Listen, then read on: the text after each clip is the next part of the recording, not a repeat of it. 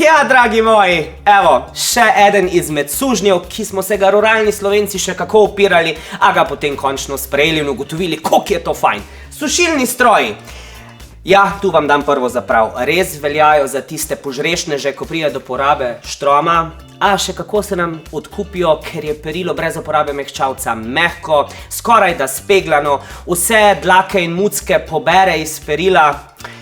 Vem, perilo sušiti na vrvi, ko je svež luft, ko sonce sije, ko vetrič piha, je the best. Ampak, če imate kako to tipično sosedo, ko komi čaka, ko vi peri obeste, zdaj pa nekaj zakurla, čeprav malo trave, ali pa ko je vreme muhasto deževno, te mašine pridejo še kako prav.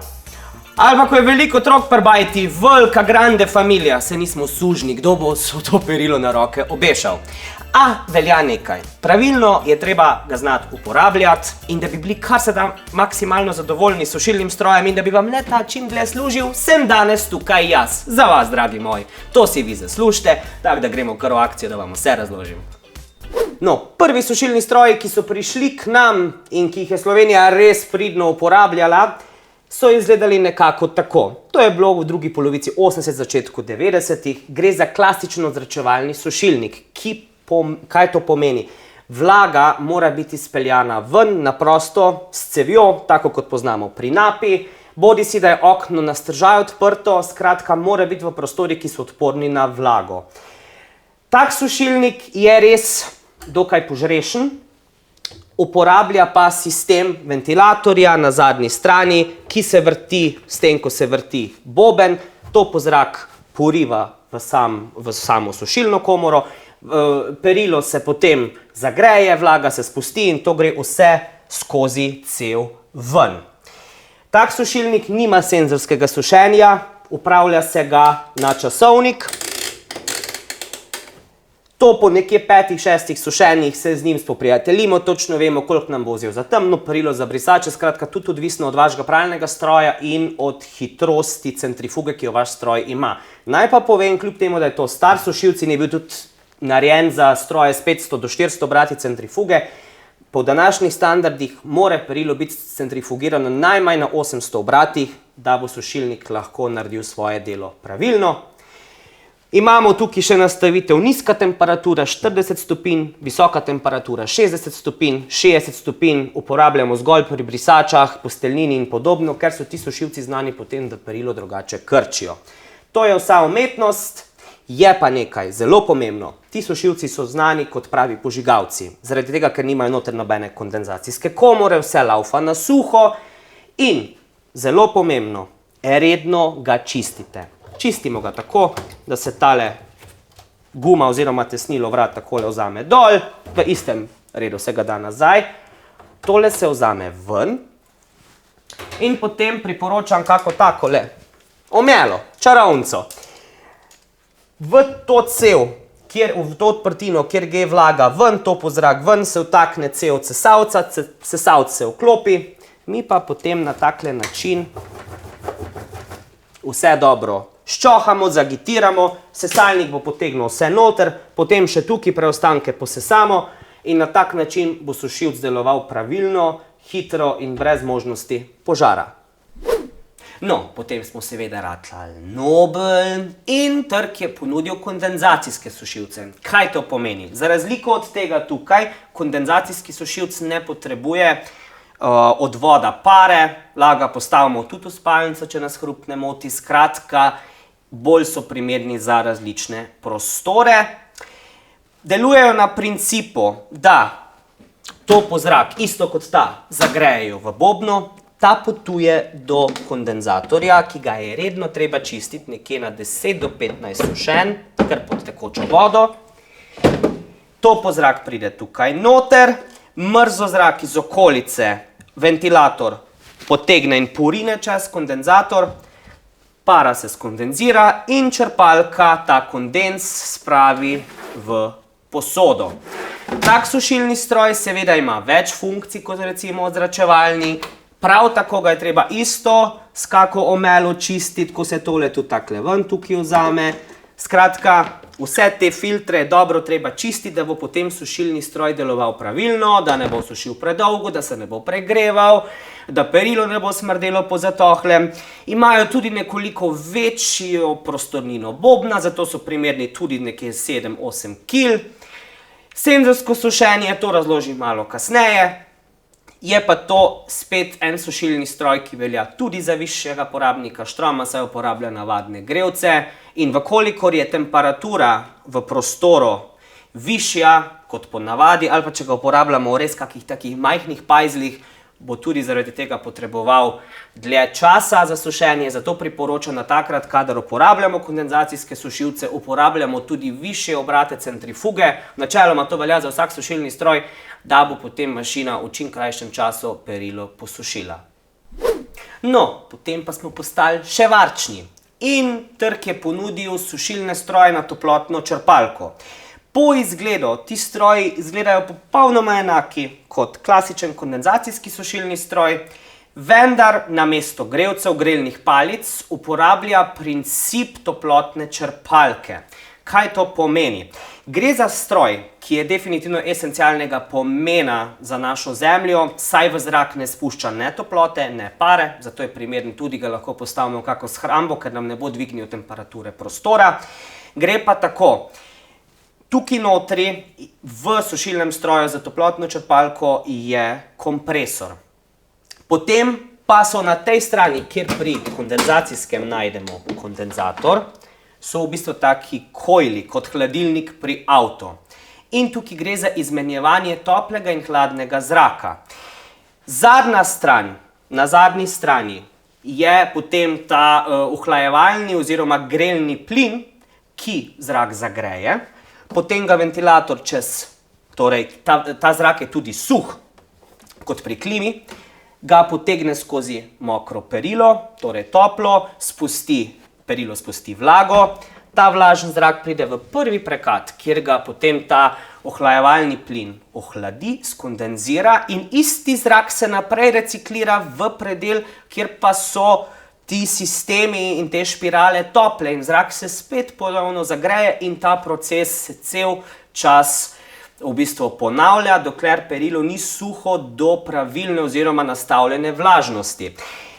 Pri sušilnikih na toplotno črpalko je tukaj tudi ventilator, ki pa ne skrbi za to, da bi v bistvu kondenziral zrak, ampak skrbi, po domačemu tudi rečemo, oziroma pravilno slovensko razgrevač, pa skrbi, da je temperatura v sušilniku oziroma med tema dvema poloma, hladnim in toplim, vedno pravilna, zato deluje le občasno oziroma kadar je to potrebno. Sušilniki na toplotno črpalko so definitivno boljši od teh dveh tipov sušilcev, zaradi tega, ker sušijo nekje za 20 stopinj nižjo temperaturo, torej kondenzacijski suši nekje na 70 stopinj, pri toplotni črpalki je pa to nekje temperatura 45 do 50 stopinj, kar je na dolgi rok dobro tudi za naše tkanine, saj se toliko ne uničujejo, ne krčijo. Je pa res pri teh sušilcih, dejte jih redno čistiti. Pri nakupu velja pogledati. Isto je, torej sušilca in toplotno črpalko ima isto filter za kosme, potem varovalni filter in tukaj, ko to tako odpremo kot pri kondenzacijskem, boste namesto kondenzatorja res videli take špiralce, ki se jih, če imate moker sesalci, jih lahko posesate, vendar nežno, ker se zelo hitro zvijajo, drugače pa iz kako staro zobno ščetko ali v kako drugo ščetko skrtačite, da bo to čim bolj pretočno. Ko pa, kot sem rekel, greste tak sušilc kupovati, pa velja.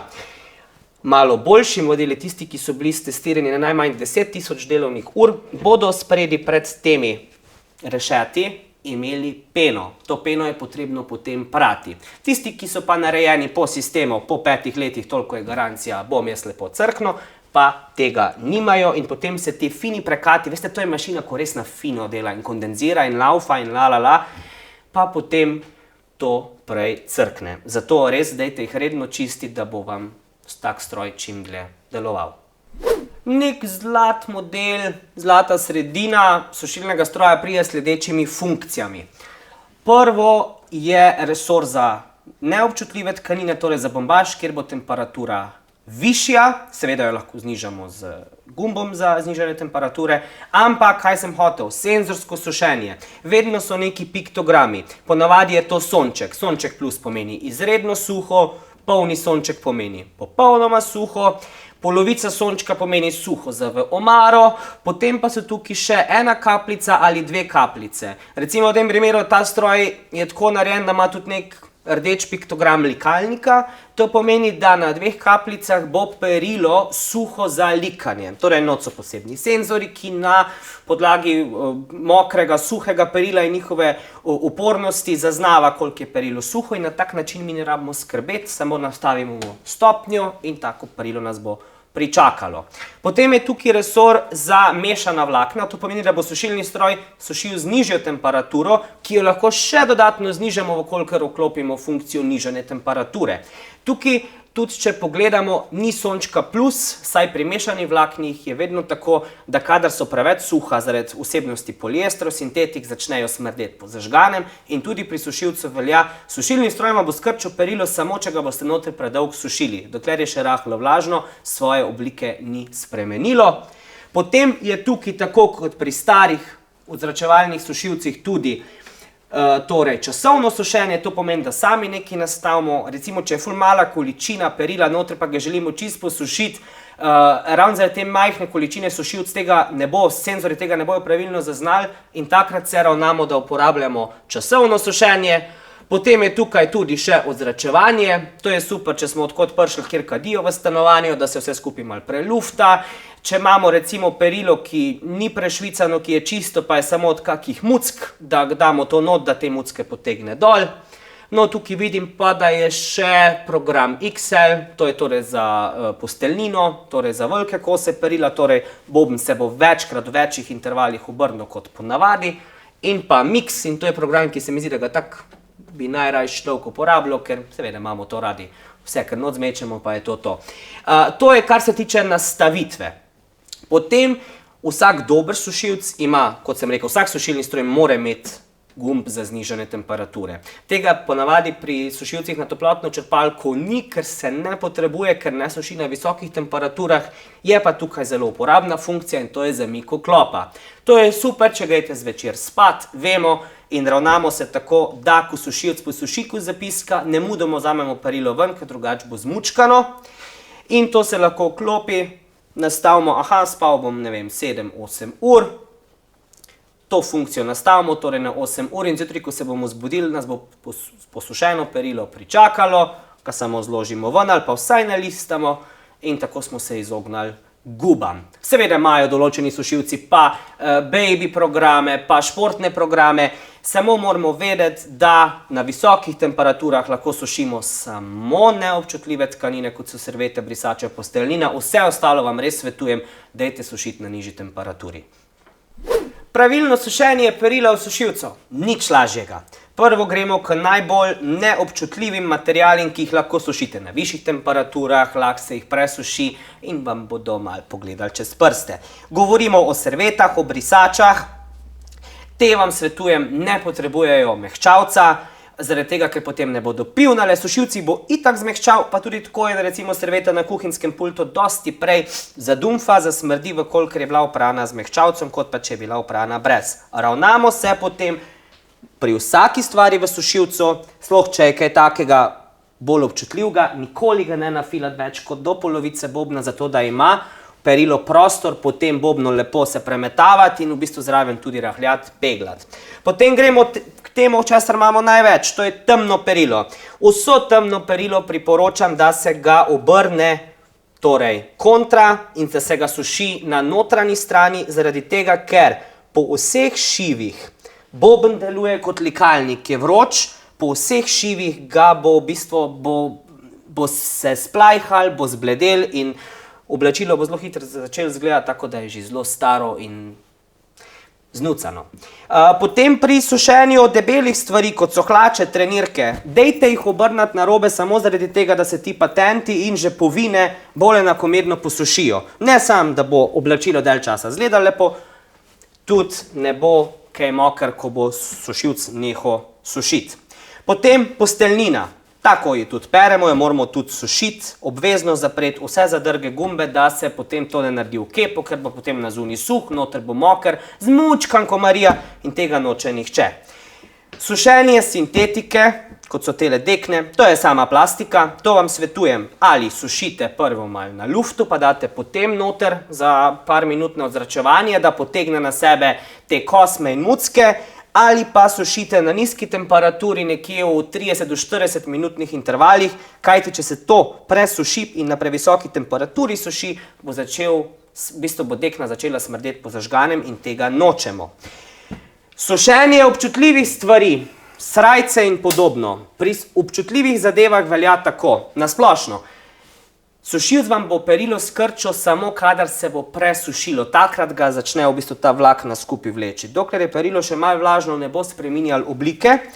In zato pomeni, če imate senzorsko sušenje, dajte ga na eno kapljico oziroma maksimum pol sončka in obvezno nizko temperaturo, ker kot so viskoze, poliestri, podobno, bog ne daj kako volno ali pa svilo noč sušiti, ker sušilec ni narejen za to, date na nižjo stopnjo suhosti, ker to je primer srajce, ki je bila sušena v sušilcu, izgleda dokaj speglana, to je pa primer srajce, ki se je presušila v sušilnem stroju. Na takšni srajci je uničena aparatura in tudi skoraj nemogoče jo je zlikati.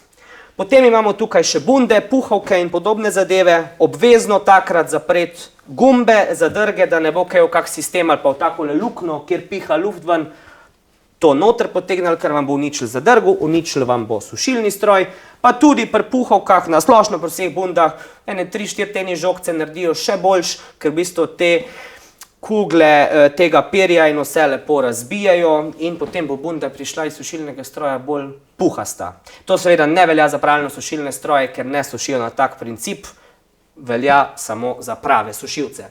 Potem pa je tukaj še en trik, sicer jaz odsvetujem sušenje športnih copat v sušilcu, ker zaradi materialov in lepil prej crknejo, njihova življenjska doba se skrajša, takole se jih zaveže v vozu. To je kadar se nam mudi, ne moramo na morje, pa smo ugotovili, da smo si jih pozabili oprati. Damo takle na vrata, držimo in zapremo. Na tak način se torej ne bojo noter, ne bojo ropotali po bobnu, ne bo se stroj uničeval, ne bojo se tenisice uničevale, ampak se bo lahko enostavno posušile nekje 60 minut na nizki temperaturi in to je vsa umetnost, kako posušiti teniske v sušilcu. Mislim, da sem povedal vse, vsaj za te stvari, ki jih redno uporabljamo in peremo in posledično sušimo v gospodinjstvu. Ja, dragi moji, sušilni stroj je res nekaj med odrešilnikom in likalnikom. Omogoča nam, da celo tedensko žehto posušimo v enem vikendu. Pravilno vzdrževan stroj in pravilna uporaba teh strojev nam bo prinesla maksimalno zadovoljstvo. Ti z dodatni €2 na položnici pač odtehta komoditeta posušenega v takih mašinah. Mi pa imamo več časa za nam bolj pomembne stvari. A sušilnim strojem, če se da? Je pa itak, da se da. Se vam je dopadel video, ne? No, ker vsi vse tak radi lajkamo in komentiramo, ste seveda vabljeni tudi k temu, prisrčno ste vabljeni tudi k deljenju in pa da se mi slučajno niste pozabili naročiti na naš YouTube kanal. Za konkretna vprašanja smo vam na voljo na Facebookovi strani Kam ste stari, kjer vam bomo serviserji rade volje priskočili na pomoč.